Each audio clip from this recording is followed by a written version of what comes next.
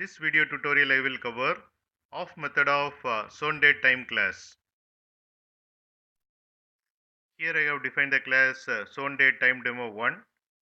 Here I am calling off method of ZonedDateTime class, passing year, month, day of month, hour, minute, seconds, nanoseconds, and ZonedID object.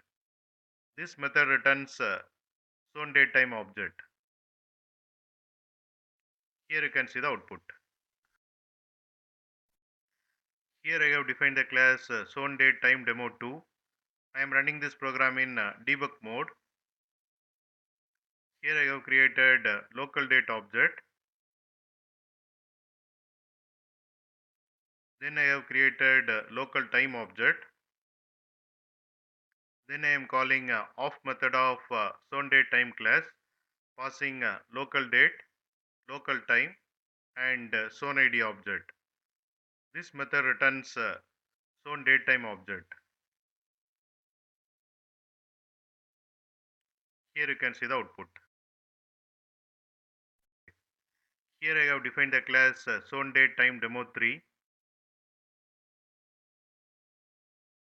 Here I have created local date time object.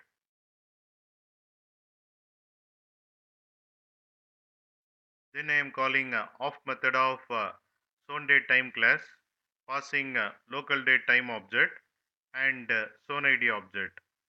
This method returns ZonedDateTime object.